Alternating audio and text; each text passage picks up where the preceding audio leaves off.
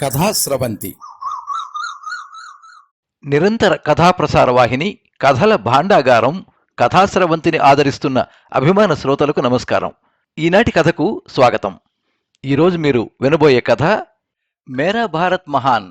రచన శ్రీ నల్లా యోగీశ్వరరావు. 9866640663. వినిపిస్తున్నది పప్పు భోగారావు.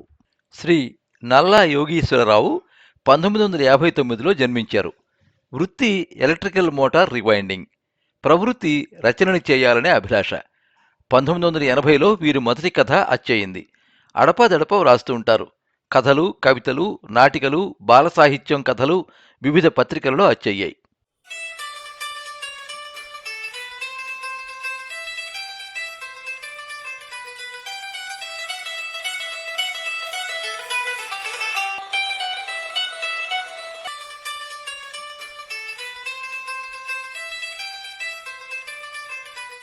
బెడ్రూంలో కొడుకుతో ఆడుకుంటున్న సూర్యం గేటు దాటి లోపలికి వస్తున్న పోస్ట్ మ్యాన్ చూసి బయటకొచ్చాడు.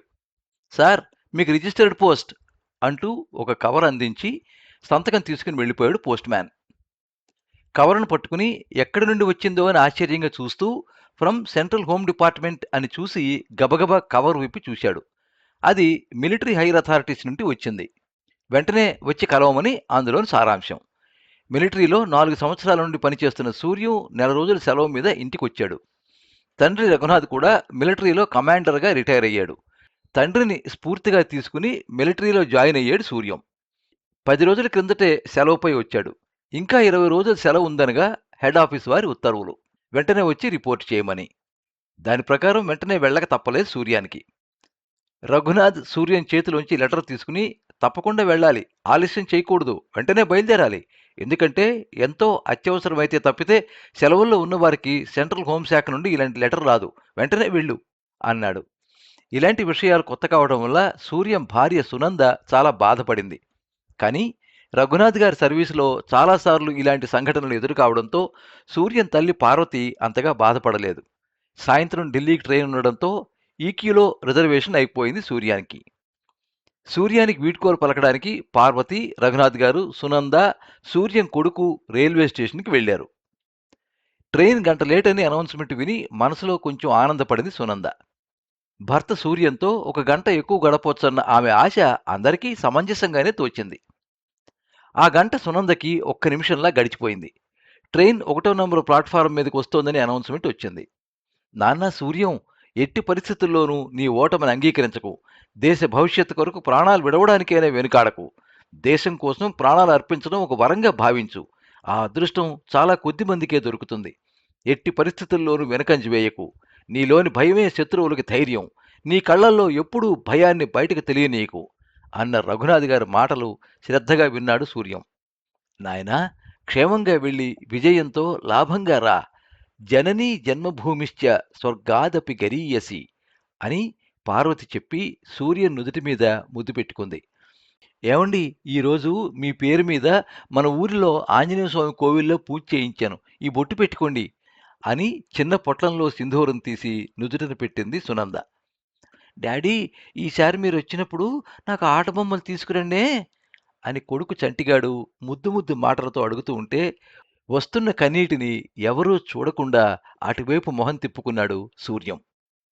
మొట్టమొదటిసారి పెళ్లి కాక మునుపు తల్లిదండ్రులను విడిచి వెళ్ళినప్పుడు కలిగిన బాధ కన్నా కొడుకును భార్యను విడిచి వెళుతూ ఉంటే ఎక్కువ బాధపడ్డాడు సూర్యం. ఈలోగా కూత పెడుతూ ట్రైన్ ప్లాట్ఫామ్ మీదకి వచ్చింది. భార్య కళ్ళలోకి చూస్తూ ఎక్కాడు సూర్యం. అందరూ వీడ్కోలు చెబుతూ ఉండగా మెల్లగా బయలుదేరిన రైలు వేగం పుంజుకుంది.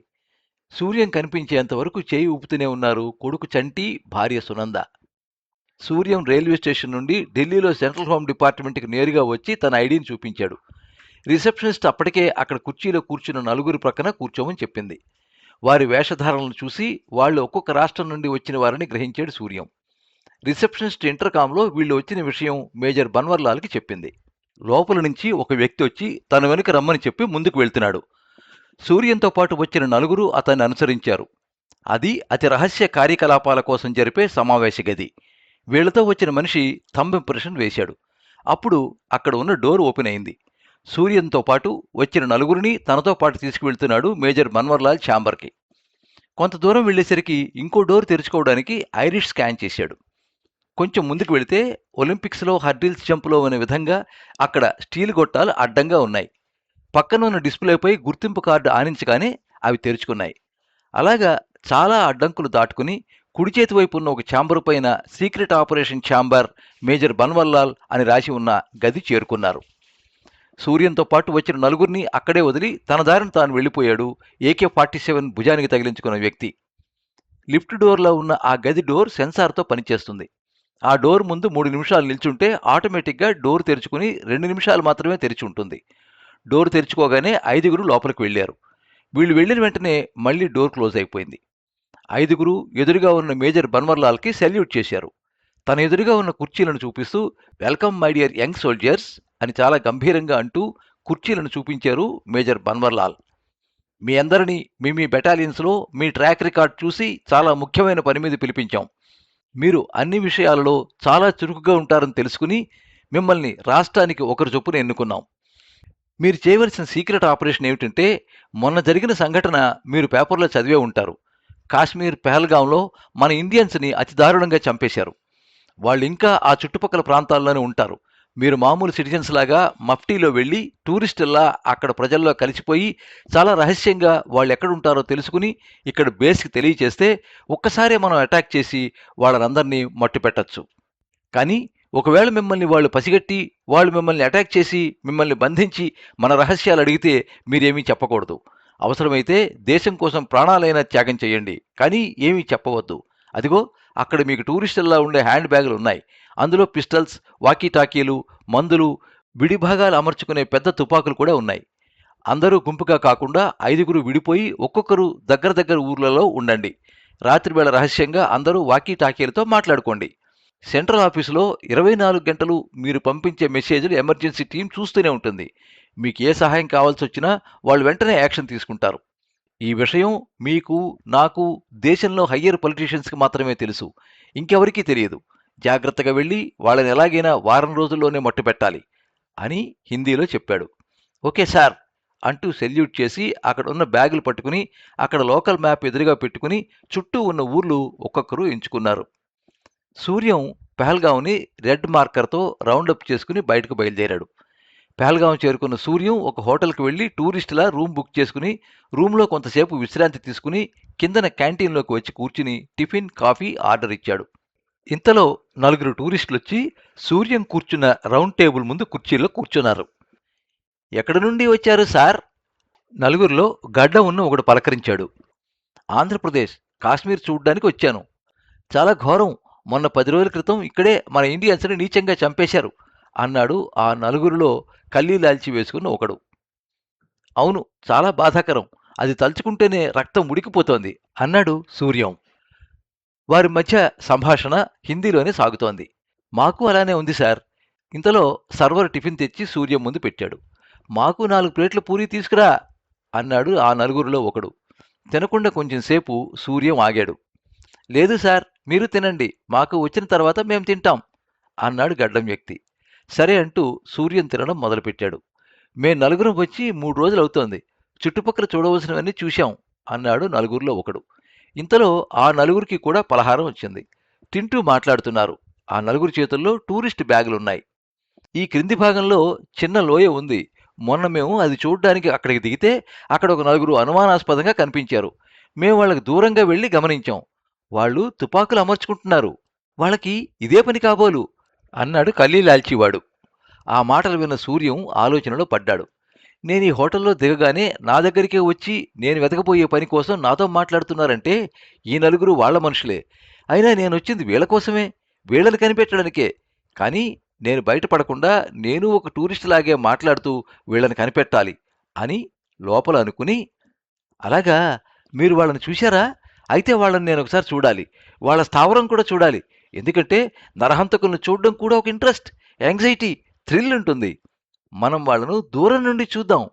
అలాగే, ఇప్పుడే వెళ్దాం అన్నాడు ఆ 4గురిలో ఒకడు. సూర్యం, ఆ 4గురు హోటల్ నుండి బయటపడ్డారు. సూర్యం జేబులో పెన్ కెమెరా, పెట్టుకున్న టోపీ వెనకాల బటన్ కెమెరా ఆన్లో ఉన్నాయి. ఆ కెమెరాలు చూపించే వీడియోను, ఆడియోను సెంట్రల్ హోమ్ డిపార్ట్మెంట్ పెద్ద స్క్రీన్పై డిస్ప్లే అవుతున్నాయి. సూర్యంకి కుడివైపు ఇద్దరు, ఎడంవైపు ఇద్దరు నడుస్తున్నారు. అటు కొంచెం ముందుకెళ్ళాలి అంటూ అలా టూరిస్టులు లేని ప్రాంతం వైపు నడుస్తున్నారు. అలా ముందుకు వెళ్తున్నారు. కొంచెం క్రిందకి లోయలా ఉంది. అక్కడికి తీసుకువెళ్లారు. అక్కడ ఆ ప్రాంతంలో జనాలు గాని, టూరిస్టులు గాని ఎవరూ లేరు. చుట్టూ అందమైన చెట్లు, యాపిల్ తోట కూడా ఉంది. అక్కడికి తీసుకెళ్ళి ఇక్కడే, ఇక్కడే ఆ నలుగురు తుపాకులు అమర్చుకుంటున్నారు. ఆ నలుగురి ప్రతి కదలికను, చుట్టూ ప్రాంతాన్ని తన చురుకైన కళ్ళతో గమనిస్తున్నాడు సూర్యం. ఆ నలుగురిలో గడ్డం ఉన్నవాడు గట్టిగా నవ్వాడు. సందర్భం లేకుండా అంత గట్టిగా నవ్వడంతో సూర్యానికి అనిపించింది ఏదో జరగబోతోందని. మిగతా ముగ్గురు కూడా గట్టిగా నవ్వడం ప్రారంభించారు. ఆ నలుగురు నవ్వుతూ సూర్యం చుట్టూ తిరుగుతున్నారు. అప్పుడు పూర్తి నిర్ధారణకు వచ్చాడు సూర్యం వాళ్లే టూరిస్టులను చంపిన ముఠా అని. అయినా ముఖంలో ఎటువంటి మార్పు రాకుండా ఒక టూరిస్టులా ఎందుకలా నవ్వుతున్నారు? ఓహో, రీసౌండ్ వస్తోందనా అన్నాడు సామాన్యంగా. చుట్టూ తిరుగుతూ నవ్వుతూ ఉన్న వాళ్ళు ఆగి వాళ్ల చేతిలో బ్యాగులు తెరిచి లిప్తపాటులో గన్స్ బయటికి తీశారు. సూర్యం చేతిలో కూడా బ్యాగ్ ఉంది. అందులో కూడా గన్ ఉంది. కానీ దాన్ని తీస్తే వాళ్లలో ఎవరో ఒకరు నన్ను కాల్చడం ఖాయం అనుకుని బ్యాగును పక్కన పడేశాడు. నీకింతవరకు చెప్పిన ఆ నలుగురు మేమే ఆర్మీ ఆఫీసర్. నువ్వు మమ్మల్ని చంపడానికి వచ్చావని మాకు తెలుసు అంటూ ఆ నలుగురు గన్స్తో సూర్యాన్ని టార్గెట్ చేశారు. సూర్యం చిన్నగా నవ్వి, నేను ఆర్మీ ఆఫీసర్నని మీరు ఎలా అనుకున్నారు అని వాళ్ళని ప్రశ్నించాడు. ఎందుకంటే వాళ్ళని ఏవో మాటల్లో పెట్టి వాళ్ళ నుండి ఎలా తప్పించుకోవాలి, వాళ్ళను తిరిగి ఎలా చంపాలి అని లోపల ఆలోచిస్తున్నాడు. అరే బేవకూఫ్, నిన్ను కనిపెట్టడానికి స్పెషల్ ఇన్ఫర్మేషన్ అవసరం లేదు. నీ బాడీ ఫిట్నెస్, నీ డిప్ప కటింగ్ చెప్తున్నాయి నువ్వు ఆర్మీ ఆఫీసర్ అని అన్నాడు గడ్డంవాడు. అరే భాయ్, వాడితో మాటలేంది? కపాలం పేలిపోయేటట్టు తలకు టార్గెట్ పెట్టాను, కాల్చమంటావా అడిగాడు గడ్డంవాడిని ఇంకొకడు. వద్దొద్దు, వీడి ముఖం పాడైపోతే వీడి ఇండియన్ అని తెలియదు. వీడి బాడీ తూట్లు తూట్లు పడి జల్లెళ్లా కనపడాలి. నేను జిహాద్ అని గట్టిగా అరుస్తాను. అప్పుడు నలుగురు ఒక్కసారి ట్రిగ్గర్ నొక్కాలి. అప్పుడు వాడి బాడీ కన్నాలు కన్నాలు పడుతుంది అన్నాడు గడ్డంవాడు. అరే భాయ్, వీడు పట్టులో గుడ్డులా దొరికాడు. ఎలాగో మన చేతిలో చావడం ఖాయం. వీడితో కొంత ఎంజాయ్ చేద్దాం అన్నాడు నలుగురిలో మరొకడు. సూర్యం మెదడులో ఆలోచనలు కట్ సీన్స్లా చాలా వేగంగా మారిపోతున్నాయి. చెంపల నుండి, చెవి వెనక నుండి చెమటలు కారుతున్నాయి. నాన్నా, సూర్యం ఎట్టి పరిస్థితుల్లోనూ ఓటమిని అంగీకరించకు. దేశ రక్షణలో ప్రాణాలు విడవడానికైనా వెనకాడకు. దేశం కోసం ప్రాణాలు అర్పించడం ఒక వరంగా భావించు. తండ్రి అన్న మాటలు గుర్తుకొస్తున్నాయి. క్షేమంగా వెళ్ళి విజయంతో లాభంగా రాబాబు అన్న అమ్మ మాటలు, ఊర్లో తన పేరు మీద పూజ చేయించి ఆంజనేయ స్వామి బొట్టు పెట్టిన తన భార్య, ఈసారి వచ్చినప్పుడు ఆటబొమ్మలు తెమ్మని చెప్పిన చంటిగాడి మాటలు చెవుల్లో వినిపిస్తున్నాయి. నా జీవితం ఈ రోజుతో ముగిసిపోతోంది. నా దేశానికి నేనేమీ చేయకుండా వెళ్ళిపోతున్నానా అని ఆలోచిస్తున్నాడు సూర్యం. సెంట్రల్ హోమ్ డిపార్ట్మెంట్లో బిగ్ స్క్రీన్ మీద చూస్తున్న ఆర్మీ ఆఫీసర్స్ అందరూ మనవాడు ఒక్కడే అయిపోయాడు. హ్యాండ్ బ్యాగులు అన్నీ ఉన్నాయి, కానీ వాటిని ఏమాత్రం ముట్టుకున్నా వెంటనే పేల్చేస్తారు. ప్యాంట్ బ్యాక్ పాకెట్లో ఉన్న పిస్టల్ ముట్టుకున్నా ఆ నలుగురిలో ఎవరో ఒకరు కాల్చేస్తారు. షిట్ అంటూ ఎడమ అరచేతితో కుడి పిడికిలిలో గుద్దుకున్నారు కమాండర్స్. వాడితో మనకు ఎంజాయ్మెంట్ ఏంటి, కాల్చేస్తే సరి అన్నాడు ఇంకొకడు. హ్యాండ్సప్ అన్నాడు మరొకడు. సూర్యం చేతులు పైకెత్తాడు. పైనుండి చూస్తే నలుగురి మధ్యలో ప్లస్ గుర్తుకు కేంద్ర బిందువులా ఉన్నాడు సూర్యం. నలుగురు సూర్యం గుండెకి టార్గెట్ పెట్టి ట్రిగ్గర్పై వేలు పెట్టి నిలబడ్డారు. జిహాద్ అని గట్టిగా అరిచాడు గడ్డంవాడు. నలుగురు ఒక్కసారే ట్రిగ్గర్ నొక్కారు. పెద్ద శబ్దంతో, శరవేగంతో బుల్లెట్లు బయటకొచ్చాయి. చుట్టుపక్కల చెట్లపైన పక్షులు అరుస్తూ పైకి ఎగిరిపోయాయి. ఉద్వేగంతో సూర్యం మేరా భారత్ మహాన్ అంటూ గట్టిగా అరిచాడు. ఆ అరుపు ఆ మంచు పర్వతాల మధ్య మారుమోగుతోంది. అక్కడికి కొంచెం దూరంలో ఉన్న యాత్రికులు భయంతో పరుగులు తీశారు. శబ్దం వచ్చిన చాలాసేపటికి ఏ శబ్దం రాకపోయేసరికి ఆ ప్రదేశానికి, అక్కడ యాత్రికులకు రక్షణగా పహరా కాస్తున్న లోకల్ పోలీసులు అక్కడికి చేరుకున్నారు. 5గురు భూమి మీద పడిపోయి ఉన్నారు. సూర్యం స్పృహ తప్పిపోయాడు. చుట్టూ ఉన్న నలుగురు రక్తం మడుగులో విగత జీవులై పడి ఉన్నారు. సూర్యం ముఖంపై నీళ్లు చల్లి లేపి నిలబెట్టారు. ఆ నలుగురిని చూసిన సూర్యం తన కఠిన శిక్షణలో నేర్చుకున్నది ఇక్కడ పనికొచ్చింది అనుకున్నాడు. తను మేరా భారత్ మహాన్ అంటూ తన శరీరంలో శక్తినంతా తన మోకాళ్ళలోకి తెచ్చుకుని తను ఉన్న స్థలం నుండే పైకి ఎగిరాడు. అలా ఎగరడం వల్ల ఆ బుల్లెట్లు తనకు తగలకుండా కాల్పులు కాల్చిన ఎదురెదురు వాళ్లకే తగిలి అక్కడికక్కడే వాళ్ళు చనిపోయారు అని అందరితో చెప్పి మేరా భారత్ మహాన్ అని అందరితో పాటు తను అరిచాడు. పెద్ద తెరపై చూస్తున్న సెంట్రల్ హోమ్ డిపార్ట్మెంట్ అంతా ఆనందంతో హర్షధ్వానాలు చేశారు.